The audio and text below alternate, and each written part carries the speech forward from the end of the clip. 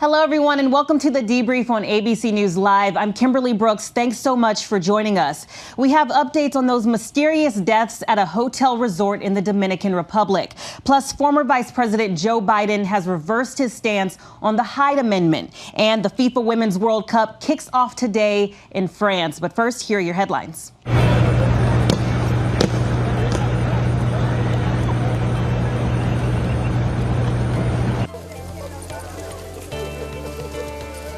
Well, one of the people already facing charges in connection with the disappearance of a mother of 5 from Connecticut now talking to police. Jennifer Delos hasn't been seen for 2 weeks.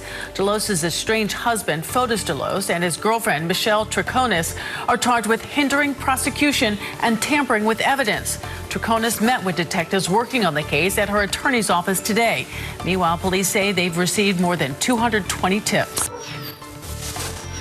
And today, British Prime Minister Theresa May's last day as head of her party. She'll stay on as caretaker prime minister. I'm in the right place, been the wrong time, been in the right city, been the wrong line.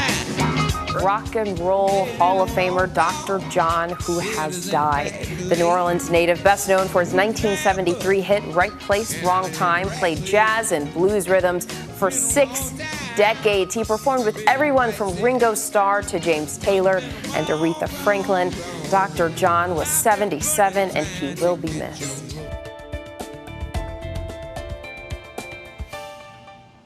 We begin with the mystery in the Dominican Republic. Officials still trying to determine how 3 Americans died days apart last month at the same resort. A Colorado couple now claiming they also got sick at the same hotel in 2018. So I want to bring in Stephanie Wash in La Romana, Dominican Republic.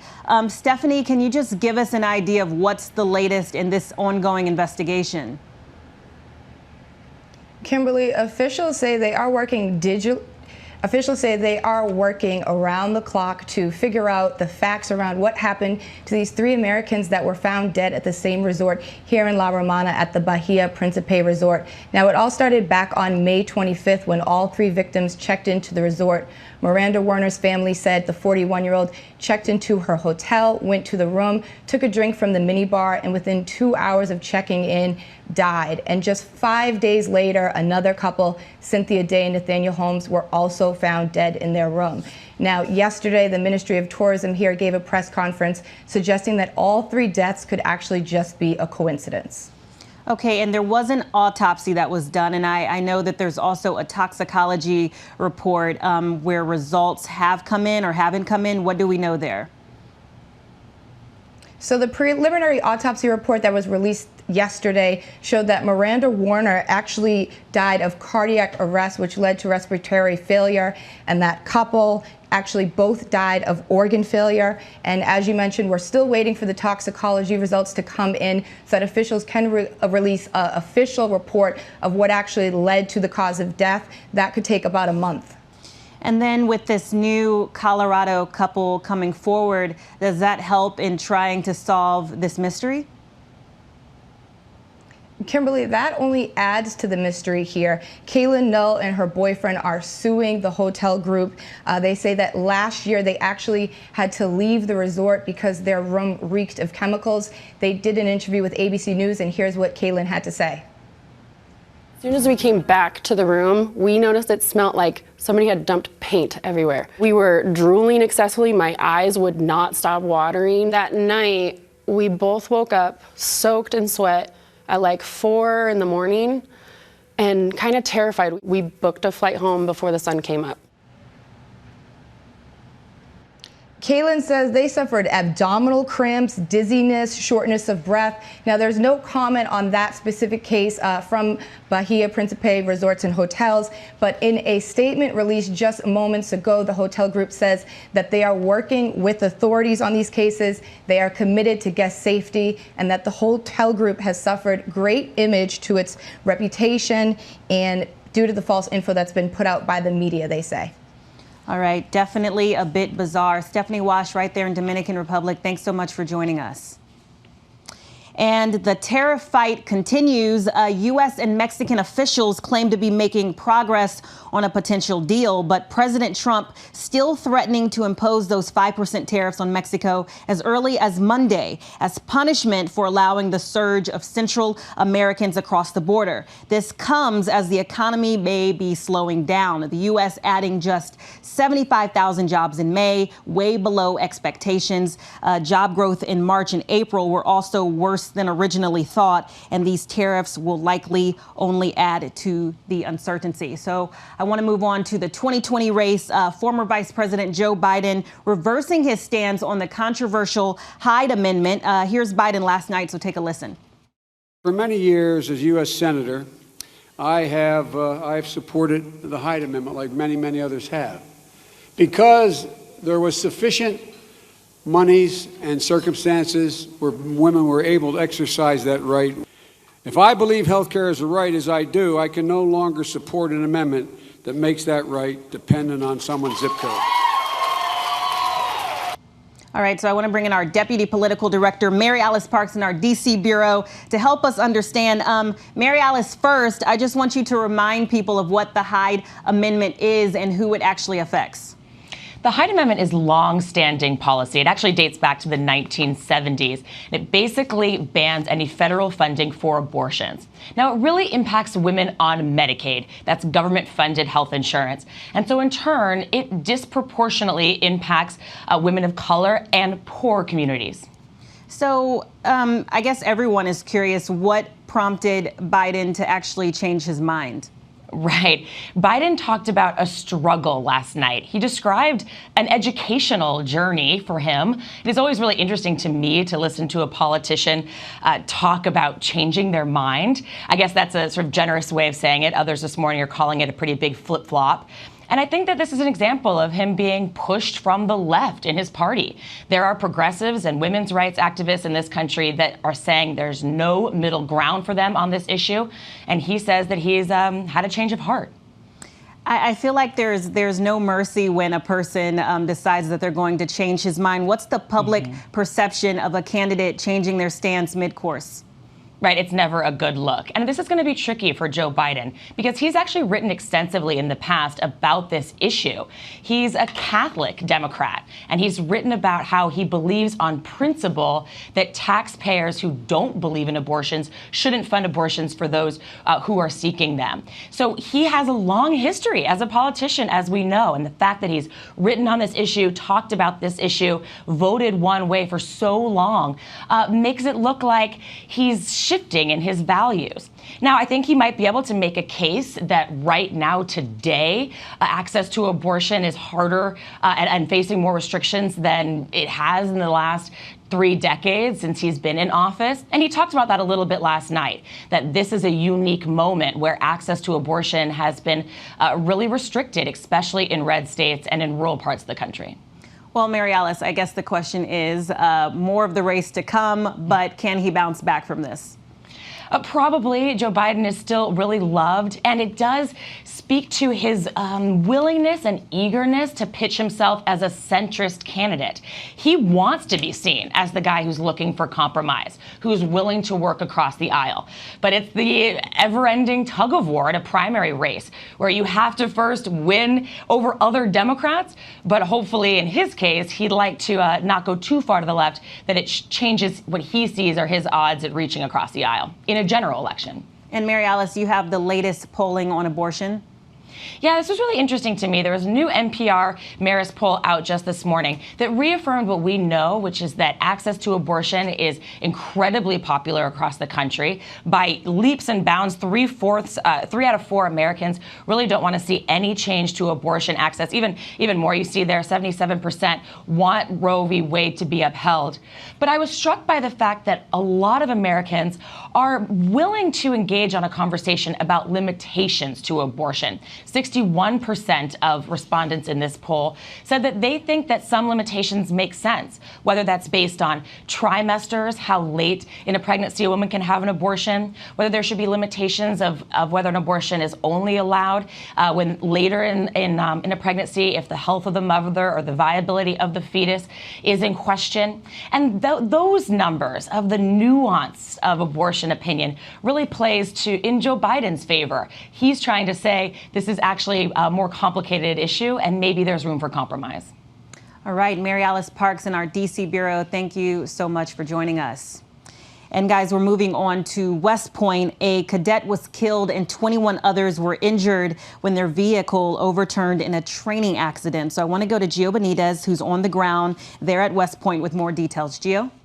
Hey there, Kim. Investigators are here from Alabama to figure out what caused that cargo truck to roll over. We know it was heading toward a training site, transporting cadets, driving through rough terrain as part of that training when that accident happened. Again, one cadet was killed, 19 other cadets were injured. 2 soldiers were also in the truck and were injured.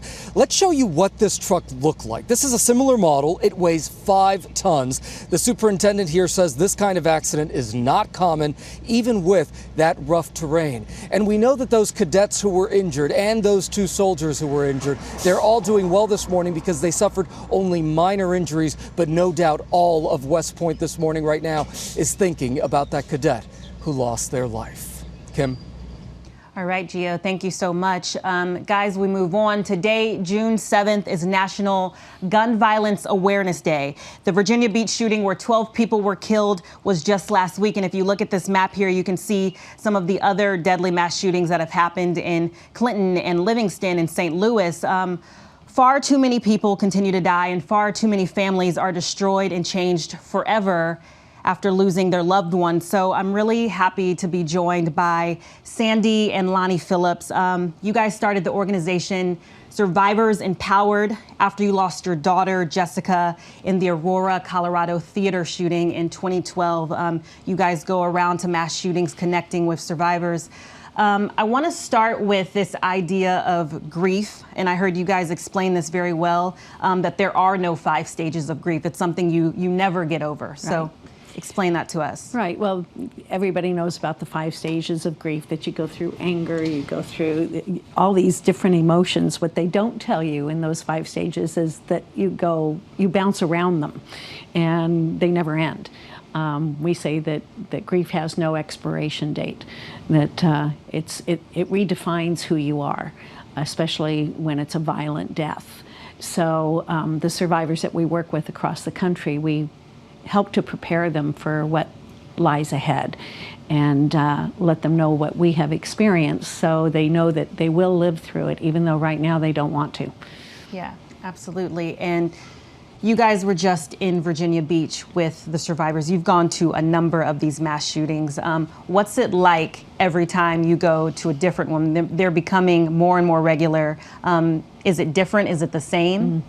What does it feel like? Exactly. It is different and it is the same. So it's kind of a dichotomy. So each venue, we want to call it a venue, we call them public mass shootings because they're different than any other mass shootings. It's where someone, usually a young male, goes into a public place and kills as many people as quickly as he can, and they usually choose a weapon that is going to do that job efficiently, and that's usually an AR-15. As a matter of fact, every public mass shooting that we've attended, number 11 was Virginia Beach.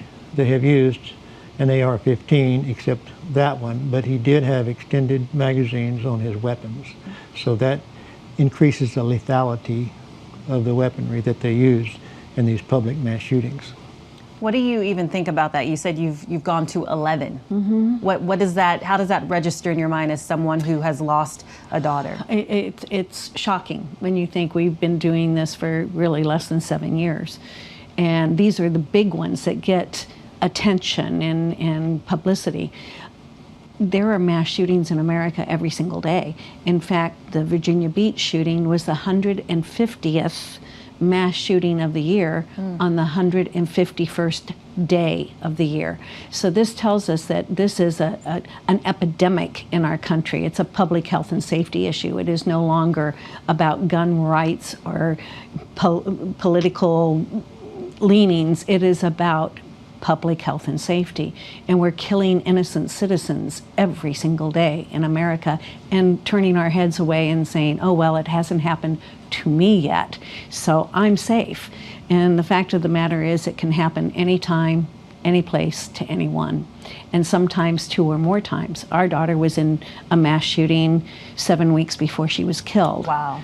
A young man who was killed in the borderline shooting in Thousand Oaks had been a hero at the Las Vegas shooting. So here he is a year and a month later, and he's in another mass shooting that took his life. So we know other survivors who have lost 4 children in different episodes of mass shootings. So exactly. And most people just aren't aware. So it's a quintessential American phenomenon. Yes. These mass shootings didn't happen in any other country, any other industrialized country in the world to have this problem. What do you guys see that people, the families of these victims really need? Because in the news, when we're covering these stories, we're just talking about the numbers, the death tolls, the people who have died, but the families are the ones who are living with the trauma every single day. What's the main thing that you think these families need when this happens? I'm so glad to have you use the word trauma, because that's what this is. It's traumatizing. And if they don't get trauma therapy to deal with what they've just gone through and have the skill sets in order to move forward in their lives, it really hinders their future. We did a workshop a few weeks ago, and we had survivors from Parkland there, other mass shootings from a high school, and people that had been affected 34 years ago. So we had this whole different group there. And what we found out at the end of the workshop is that only 3 of us out of 30 had had trauma therapy. The rest of them were just struggling on their own. And when that happens and you don't have the skill sets, the tapping, the EMDR, the PTSD that these people will be experiencing in their future, when you don't have the skill sets to deal with those, it can be incapacitating. Yeah. So that's one of the first things that we try to establish with them, is that you have been through trauma. And grief counseling is great, but right now you need to have trauma therapy so you can move forward and understand that this has changed the rest of your life. Trauma changes our brain, so we need to be aware of that and be able to move forward. So we have to remember that, listen to what she has to say, every public mass shooting, for every one that's killed, there are generally 3 that are wounded. So we have a huge number of surviving mass shootings that are forgotten. And Totally. That's who we really are concerned about, how we can help them. Well, we're certainly glad that you guys are doing the work. We appreciate you being here, and we want everyone to look out for you on the Tonys, the Tony Awards on Sunday, because you will be speaking there, yes? Not speaking, but we will be in the audience that is on stage for the Oklahoma production. All right. So all the people that are in the background are all survivors of shootings. Just kind of a shout out from them for survivors, you know. Very good. Well, we're going to be looking for you. Thanks for joining us. Sandy and Lonnie Phillips, thank you for being here. Thank you, Kimberly. Thank you. All right, guys, we're going to move on to the weather. We're taking a look at the weather across the country with Ginger Z. Ginger? All right, Kimberly, happy Friday to you. So much weather to get to, and if it feels like we've been showing you a lot of images when it comes to flooding, we have, not just the last couple of weeks, but apparently the last year. We now have new numbers in the last 12 months, the wettest on record for the United States. So, big numbers and big pictures coming in. Look at that, at least 21 water rescues were in Oklahoma City. This image, though, is from Baton Rouge, where that woman was taken from her car right before, seconds before the whole thing submerges. These firefighters got to her. So there were a lot of water rescues ongoing in the south. Then there were tornadoes, at least 8 reported across 3 states. That one is crossing the road there, right in front of this guy who was driving home from work. So thankfully he was not injured. And then you go to Oklahoma City, and that's what it looked like after you just have an 1.5 to 2 inch per hour rainfall rates. Just drowning some of the land there. People still driving through, as we know we shouldn't. But the tropical moisture and some of that spin will move to the east now. The flood watch is in place from Kentucky through, don't forget, Conway, Arkansas. That's where that Lolly levee, they were fortifying it earlier this week. Now they're concerned that it could breach. There's some, it's kind of been degraded over the last 24 hours, and now that water that just fell will be draining down. But with that tropical moisture and the movement of the low, you could see some isolated tornadoes, even some little thunderstorms coming through. But I think a lot of this rain that ends up falling will be welcome because they've been in a drought from western North Carolina through northern Georgia, even the Florida Panhandle. Quite the deficits there. Now, damaging wind and isolated tornadoes, also hail possible in the northern plains. You see that from Minot to Sheridan. And that's where we leave you for today with a picture of a thunderstorm that just makes you kind of take it all in. That lightning strike captured in South Jordan, Utah. Have a great weekend, Kimberly. You too, Ginger. Thank you so much. And we're moving on to the Women's World Cup kicking off in Paris later today. The U.S. hoping to repeat as champions. And there's no better person to help us break all of this down than Kate Markgraf from ESPN. Kate was on the U.S. national team from 1998 to 2010, earning 2 Olympic gold medals. And she was on the 1999 team that won the World Cup. So, Kate, you know a little something about this subject, right? Hey, Kimberly. Maybe a little bit. To me, this is almost like Christmas or any big holiday. It's the first day of opening soccer games, so I'm super excited. All right, so how is the U.S. women team looking? Are they the favorites to repeat this year? They are the favorites, something an American team has never done. Going to the last World Cup, there were lots of questions about where the team was going to generate attack. That's the exact opposite going into this cycle. This women's team has the best front three in the world with Tobin Heath, Megan Rapinoe, and Alex Morgan, who are all in form and all are devastating opponents all year long. So I want to ask you about some of the new girls on the block. Who are some names that we should definitely be paying attention to? Rose Lavelle, #1, the most creative player. When the U.S. bowed out of the 2016 Olympics earlier than any other bow out from a U.S. team in a major tournament, it was because they lacked a creative midfielder that could unlock really compact defenses. So they brought in a player who specializes in trying to figure out opening up space where there is none. So watch out for Rose Lavelle and also Sam Ewis, who might be sitting on the bench, but is unbelievably talented and having a wonderful 2019. So those are 2 up-and-coming names and players to watch for. So some major girl power there. So I want to ask you, I know the U.S. starts their first match on Tuesday, but let's talk a little bit about the battle that's happening right here in the U.S. with the pay gap, with the Women's World Cup coach not making nearly as much as the men's coach. What's the updates there? There really are no updates. The interesting thing about all the pay gaps, and they potentially could be considered distractions, but they're distractions in which either the media is creating early on so that the players and the coaches know how to deal with it so it doesn't impact camp at the moment. The women had filed a lawsuit early enough. They know that the suit for equal pay will not even be heard or tried until well after the World Cup. So they're putting things in place to keep themselves relevant in a different domain besides on the field, but they're not actually having to deal with it right now. So they're keeping the conversation going. They're trying to make it a topic, but they know how to handle it. So what I'm most concerned about is, would it be a distraction that harms their performance? But the way that they've come about it, it seems that everyone has figured out the best way to do that. All right, Kate Markgraf from ESPN, thank you so much. We appreciate the updates. Thank you. Thanks, Kimberly. And guys, I think it's safe to say that many people across the country are fed up with politics and people, for that matter. So in response to this, the town of Idlewild, California is ringing in a new era. And rather than having a woman or man lead the city, they have opted to have man's best friend. So I want to bring in Romina Puga, who is with the mayor himself. Romina?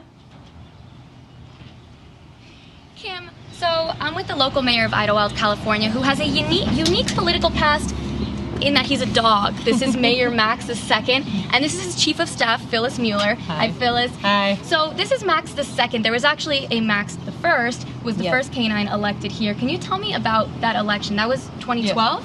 Yes, and it was a fundraising election run by the local rescue, Idlewild Animal Rescue Friends.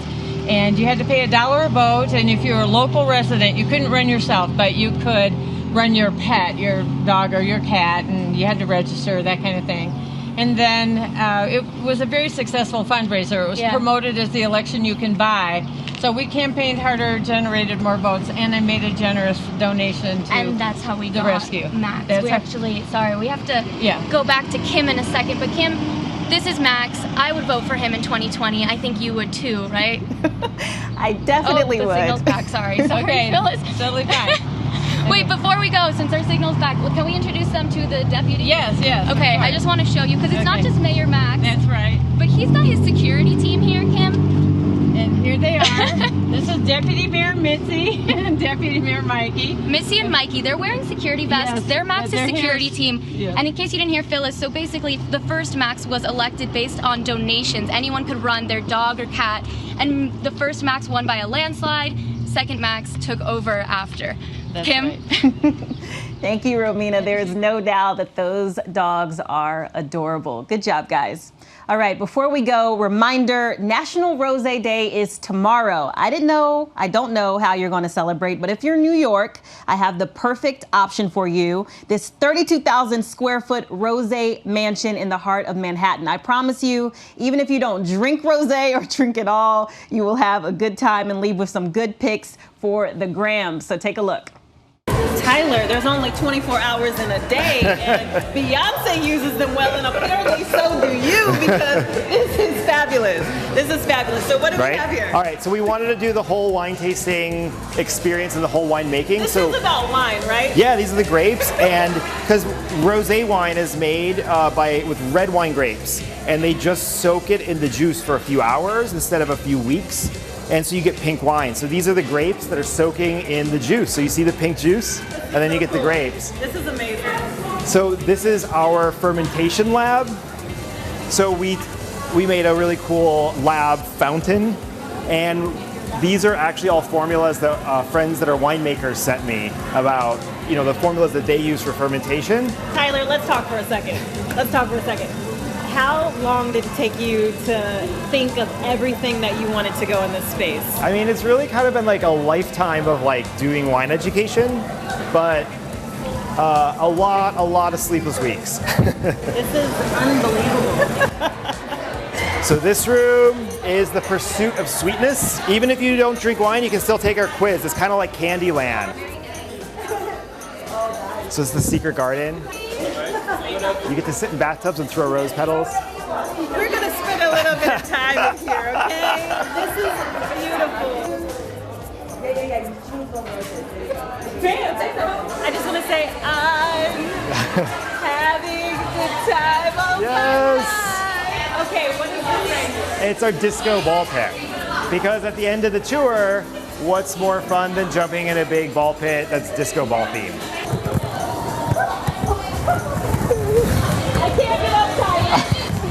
This is absolutely fantastic. I can't believe this was all in your brain and you just put it all out for everyone to enjoy. Yeah. Thank you so much for the tour. Yeah. Thank you. Well, thank you so much for coming. Yeah, kudos. It's amazing. All right, guys, so go check that out. It's waiting for you. Get those Instagram pics going. So, guys, continue to take care of yourselves. It's Friday, and if you're around, stick around for the briefing room at 3:30 p.m. Then check out World News Prime at 8 p.m. And if you want to stay updated on all of these headlines, go to abcnews.com or download the app. I'm Kimberly Brooks, and I'll see you next week.